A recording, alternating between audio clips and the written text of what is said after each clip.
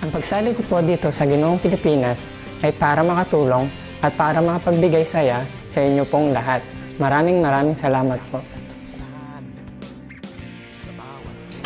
Kaya po ako sumali sa Ginoong Pilipinas para po makatulong sa mga kabataan sa atin na inaabuso ng mga mamamayan sa atin. At sana po, wag na po nating ulitin sa ganyang paraan dahil maraming kabataan ang naapektuhan. At para sa sarili ko naman, kaya ako sumali dito sa Ginoong Pilipinas para magkaroon po ng experience at para maipakita ko ang aking nalalaman.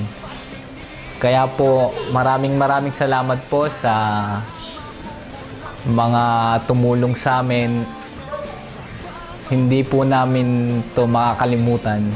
Maraming salamat po.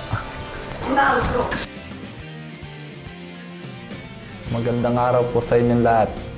Sumali po ako sa Ginoong Pilipinas para po makatulong sa mga bata at para po magkaroon po ako ng experience.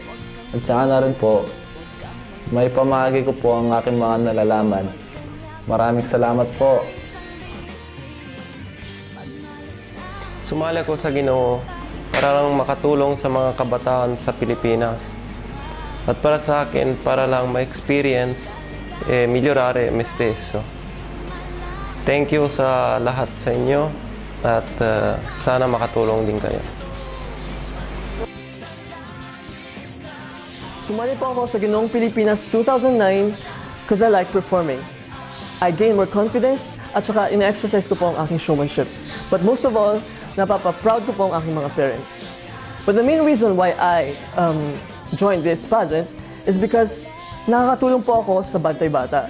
Nakapagdulot po ako ng tea sa ng future generations natin. Maraming salamat po.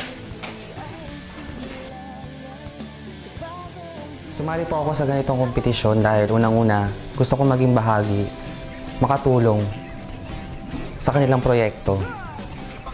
Ano ba nga bang proyekto nila? Siyempre makatulong sa kabataan. Pero sa akin naman, ang goal ko dito, siyempre magkaroon ng experience, magkaroon ng self-confidence sa sarili ko. At siyempre, maging ehemplo sa mga kabataan. Yun lamang po, maraming salamat. Kaya ako sumali sa Ginoong Pilipinas upang makatulong sa ating bansa at maging magandang halimbawa sa mga kabataan. Bukod pa doon, gusto ko rin may pakita at magkaroon ako ng experience. At taos-puso ko nagpapasalamat sa mga taong dumalo at nanood sa patimpalak na ito dahil hindi po ito para sa amin kundi para rin po sa ating mamamayan. Yun lang po, maraming salamat po. Sumali po ako sa Ginoong Pilipinas para maging simbolo ng mga kabataan. Na ako po ay may responsibilidad at magagawa upang mapagbago ang ating bayan. Maraming salamat po.